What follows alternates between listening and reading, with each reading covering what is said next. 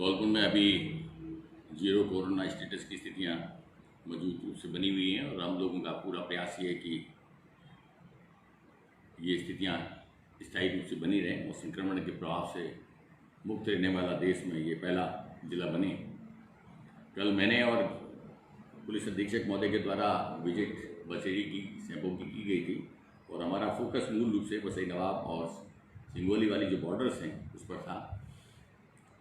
बसई नवाब से सटा हुआ जो खैरागढ़ का इलाका है उसमें जो कच्चे रास्ते की कार्रवाई कराई गई है और हमारा ये प्रयास है कि इस पर किसी प्रकार का आवागमन नहीं रहे। उनको सख्त हिदायत दी गई है कि वो किसी के मूवमेंट को अलाउ नहीं करें। छोटे वाहनों में जो सब्जियां वगैरह आ रही हैं उसको भी प्रतिबंधित किया गया है। पुलिस अधीक्षक महोदय और हमारे द्वारा जो सियोली बॉर्डर पर जो लोग थे उनको सम्मानित किया गया। इस अवसर पर मैं जो हमारे कोरोना के वॉरियर्स हैं, फाइटर्स हैं, हमारे कर्मचारी और अधिकारी, पुलिस विभाग, राजस्व विभाग, पंचायती राज, एजुकेशन डिपार्टमेंट जो मुस्तैदी से इस काम में लगे हुए हैं उनका मैं बड़ा सम्मान करता हूं, आदर करता हूं, जिन्होंने अपनी कर्मठता से, लगन से धौलपुर को सुरक्षित रूप में बनाया हुआ है। हमने एसडीएम्स, डिप्टी एसपी और वीडियोज़ इनकी भी मीटिंग ली है, स्थिति की जानकारी ली है। हमारा ये प्रयास है कि जो लॉकडाउन की पालना है वो कड़ाई से कराई जाए, मार्केट को रेगुलेट किया जाए, विशेष रूप से अनावश्यक रूप से घूम रहे लोगों पर पाबंदी लगाई जाए और सबसे बड़ी बात ये कि बॉर्डर को मजबूत रूप से सील किया जाए। हमारा ध्यान कच्चे रास्तों पर भी है क्योंकि ये जानकारी मिली है कि लोग गूगल मैप का सहारा लेके मुख्य मार्गों को छोड़कर कच्चे मार्गों से घुसने का प्रयास कर रहे हैं। तो उसमें हमारा प्रयास ये भी कि ऐसे कच्चे रास्तों को भी हम सील करें। मैं उम्मीद करता हूं कि हमारे इन प्रयासों से हम धौलपुर को सुरक्षित बनाए रखने में सफल रहेंगे। दूसरा ये है कि हेल्थ इंफ्रास्ट्रक्चर को भी मजबूत करने की कार्रवाई की जा रही है। बाड़ी का जो हॉस्पिटल 150 बेड का था 200 बेड में क्रमोन्नत किया गया है। राजाखेड़ा और मनिया के हॉस्पिटल्स में भी आईसीयू स्वीकृत हुआ है और वहाँ बेड कैपेसिटी बढ़ाई गई है। ये बात तो स्थापित है कि जिस तरह से विभिन्न प्रकार के वायरस का हमला हो रहा है, हेल्थ इंफ्रास्ट्रक्चर को मजबूत करके ही हम इस जंग की लड़ाई को जी सकते हैं। मैन पावर बढ़ाई जाए, ड्रग इक्विपमेंट की सप्लाई बढ़ाई जाए, इन सब चीज़ों पर हम काम कर रहे हैं। अस्थायी रूप से जो हमें दिक्कत आ रही है उसका हम समाधान करेंगे, लेकिन मैं उम्मीद करता हूँ कि हेल्थ इंफ्रास्ट्रक्चर में जो संसाधनों की वृद्धि हम कर रहे हैं उससे न केवल हम कोरोना के खिलाफ जंग को जीतेंगे बल्कि आगामी में हम सफल रहेंगे। पीडीएस के सिस्टम में अप्रैल से जून तक 1 किलो चने की दाल प्रतिदिन देने के सरकार के निर्देश प्राप्त हुए हैं। निरंतर तौर पर पर्ची सिस्टम के माध्यम से हम इसका वितरण करा रहे हैं। कुछ स्थानों पर शिकायतें प्राप्त हुई है, हमने एफआईआर दर्ज कराने की कार्रवाई हरजूपुरा के मामले में की है। विस्तृत रूप से जांच कराई जाएगी। किसी भी प्रकार का अगर डायवर्जन का केस पाया जाएगा तो उसकी हम कार्रवाई करेंगे। जिस प्रकार कोरोना के चलते आवागमन पर प्रतिबंध लगा है, लोगों की आय और रोजगार दोनों से वंचित हुए हैं। काफ़ी आर्थिक संकट के दौर से जिला गुजर रहा है। जिले में बहुत बड़े कोई व्यवसाय नहीं है, अन्य कोई स्रोत नहीं है। इसको देखते हुए श्रमिक, गरीब मजदूर और किसानों को आय और रोजगार प्रदान करने की नीयत से हमने नरेगा की कार्यों में पिछले 4 दिन की कड़ी मेहनत के बाद बड़ी वृद्धि की। कल मैंने समस्त विकास अधिकारियों, सीईओ जिला परिषद और अन्य अधिकारियों की बैठक ली है और मुझे बताते हुए बड़ी प्रसन्नता है कि करीब 15,000 श्रमिकों को कार्य पर नियोजित किया गया है। 15,000 श्रमिक का मतलब है कि हम लोग कम से कम 4 से 5 करोड़ रुपए की मजदूरी उनके खातों में जाएगी। इससे बहुत बड़ा लाभ मिलेगा।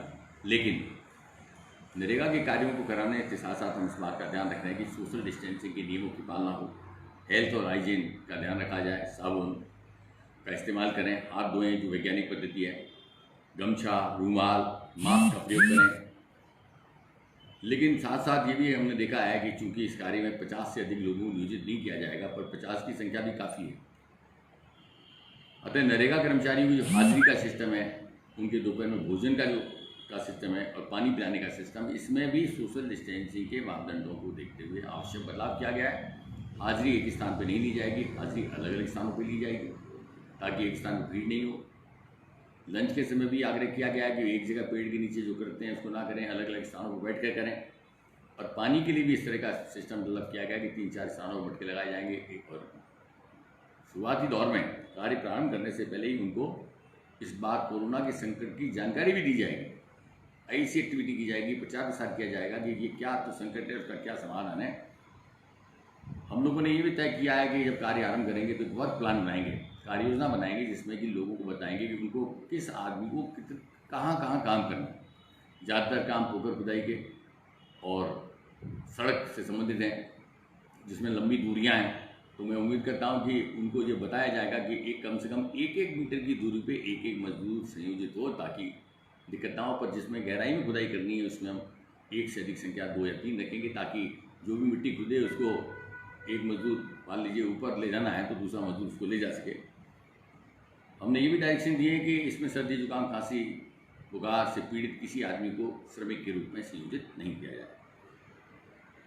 ज़्यादातर काम हम कच्चे काम करा रहे हैं, श्रम प्रदान काम कर रहे हैं।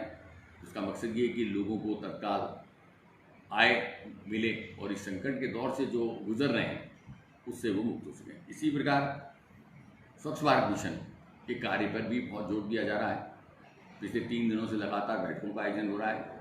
मुझे बड़ी बताते हुए प्रसन्नता है कि विकास अधिकारियों के महोदय के स्तर पर भी निरंतर बैठकें ली गई हैं। करीब 10,000 अपूर्ण कार्य हैं जिनको पूर्ण कराया जाएगा। और उससे भी महत्वपूर्ण बात है कि 7,000 शौचालय ऐसे हैं जो निर्मित हो चुके थे और लॉकडाउन के कारण जिनका काम भुगतान का काम रुक गया था। कुछ दिक्कतें आई कि फोटोग्राफी की दुकानें बंद हैं, फ़ोटो की हार्ड कॉपी उसके साथ लगाना आवश्यक होता है कंप्लीशन सर्टिफिकेट के साथ। मैंने दुकान खुलवाने के आदेश दिए कि फ़ोटो की दुकानें खुलवाई जाएँ। एक दिक्कत ये आई कि मटेरियल सैनिटरी जो हमारी फिटिंग्स हैं, सीमेंट है, उपलब्ध नहीं है। उसकी दुकानें हमने खुलवाई, कोऑर्डिनेट कर लिया गया है स्थानीय प्रशासन से। मैं उम्मीद करता हूँ 7,000 लोग जो कि अपने शौचालय निर्मित कर चुके हैं और जिनके भुगतान अभी शेष थे, तो इन 7,000 लोगों के भुगतान उनके खाते में जाएंगे। तो 12,000 प्रति हिसाब से 7,000 बहुत बड़ी एक राशि हो जाती है। उसके बाद जो 10,000 के आसपास की संख्या में अपूर्ण है, उसके लिए जोरदार अभियान हम चला रहे हैं। लेकिन सभी से आग्रह हम ये कर रहे हैं कि अभियान की सफलता तभी तक है जब तक हम सामाजिक दूरी के नियमों को, धोने के नियमों को पालना करें, गमछा, रुमाल या मास्क से हम अपने मुंह को ढकें। तीसरा काम अभी हम लोगों ने ये किया है कि करीब 5 लाख मास्क बनाकर उनको वितरित करने की विस्तृत कार्य योजना बनाई गई थी। मुझे बताते हुए प्रसन्नता है कि हमने आई पावर हमारी जो दर निर्धारण समिति है उसकी दर निर्धारित की है। तो इस सारा का सारा काम स्वयं सहायता समूह को दिया गया है। स्वयं सहायता समूह की महिलाओं के द्वारा फेस मास्क बनाए जाएंगे। इसमें किसी भी प्रकार के प्रशासनिक अन्य भूमिका नहीं होगी। भुगतान सीधा चेक से उनके खातों में किया जाए। दूसरा हमने निर्देश ये दिया है कि ग्राम स्तरीय जो कोर ग्रुप कमेटी है, जिसमें कि पटवारी है, ग्राम सेवक है, जिसका अध्यक्ष हमारा पंचायत एजुकेशन एक्सटेंशन अफसर है और जिसके अंदर आंगनवाड़ी के वर्कर भी हैं, लोकल टीचर्स भी हैं, उनके द्वारा वितरण किया जाएगा। यानी बनाने में और वितरण में दोनों में स्वच्छता और पारदर्शिता का उच्चतम स्तरों का पालना की जाएगी। हमने ये निर्देश दिए हैं कि हमारी जो ग्राम निगरानी दल हैं, कोर ग्रुप के सदस्य हैं, हमारे जो ANM आंगनवाड़ी और आशा वर्कर्स हैं, जो ग्राम स्तरीय हमारी जो लोग हैं, उनको भी ये मास्क वितरित किए जाएँ। 50,000 रुपये प्रति पंचायत का हिसाब से सरकार से प्राप्त हुआ था। हमने निर्देश दिए हैं कि कम से कम 35,000 रुपये प्रति पंचायत का इसमें इस्तेमाल किया जाए। तो लगभग 52-53 लाख रुपए की राशि मास्क के बनने में इस्तेमाल होगी। और इससे भी बड़ी महत्वपूर्ण बात है कि स्वयं सहायता समूह की इन महिलाओं को आय और रोजगार के साधन मिलेंगे और आम जनता को अपने को सुरक्षित करने का एक माध्यम मिलेगा। कुछ उपाय जो हमने अपनाए हैं, इसके अलावा मैं बताना चाहूँगा कि मास्क बनाने के जो काम है उससे न केवल उनको रोजगार मिलेगा और स्वच्छता मिलेगी, पर उनमें एक स्वावलंबन की एक भावना भी जागृत होगी। बसेड़ी का जो प्रकरण हुआ था, जिसमें आगरा में 3 लोग संक्रमित पाए गए, उसमें सीताराम नाम का व्यक्ति हिंगोता का रहने वाला था। कल हम लोग सिंगोली चेक पोस्ट पर गए, उन लोगों को हमने शाबाशी दी जिन्होंने कि 31 मार्च को उसको सामान्य रूप से उसने नहीं दिया। उस टाइम की जानकारी नहीं थी कि ये संक्रमण के प्रभाव में।